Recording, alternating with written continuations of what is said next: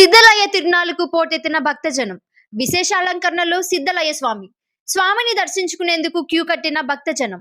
భక్తులకు ఎలాంటి ఇబ్బందులు రాకుండా ఉండేందుకు గట్టి పోలీస్ బందోబస్తును ఏర్పాటు చేసినట్లు ఎస్ఐఎన్ క్రాంతికుమార్ పేర్కొన్నారు.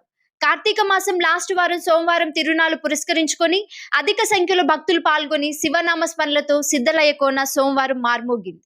నెల్లూరు జిల్లా సైదాపురం మండలం కేంద్రం సమీపంలో ఉన్న శ్రీ సిద్ధలయ్య కోనలో ఎక్కడ చూసినా అధిక సంఖ్యలో మహిళలు పాల్గొని దీపారాధన చేశారు. కోన వద్ద ఉన్న శివ పార్వతులను వివిధ పుష్పాలతో అలంకరించి పూజలు చేశారు. సిద్ధలయ్య కోనలో వెలిసిన శ్రీ నవకోటి నవనాథుల సిద్ధలయ్యలతో పాటు వారి ప్రియ శిష్యులైన సారంగదడ్డుకి పాలాభిషేకంతో పాటు పుష్పాభిషేకం చేశారు. స్వామి ఆలయం సమీపంలోనే ఉన్న శివుని విగ్రహానికి ప్రత్యేక పూజలు చేశారు. అనంతరం స్వాముల వారికి నవగ్రహ దోష, కాలసర్ప, రాహుకేత్వాది దోష నివారణ పూజలు నిర్వహించారు. సురేష్ ట్రేడర్స్, శ్రీలక్ష్మి ట్రేడర్స్, క్రిప్పర్ పైప్స్ ఏజెన్సీ సురేష్ ప్రసాద్ల ఆధ్వర్యంలో భక్తులకు అన్నదాన కార్యక్రమం ఏర్పాటు చేశారు. అలాగే సిద్ధేశ్వర స్వామి దేవస్థానం అన్నదానం సత్రంతో పాటు దక్షిణామూర్తి ఆలయ ప్రాంగణంలో ఎక్కడిక్కడ భక్తులు స్వచ్ఛందంగా మొక్కల్లో భాగంగా అన్నదానం ఏర్పాటు చేశారు.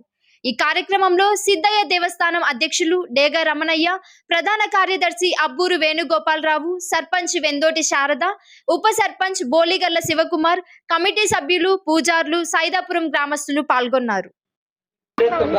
అన్నదానానికి 100 రూపాయలు సమర్పించారు.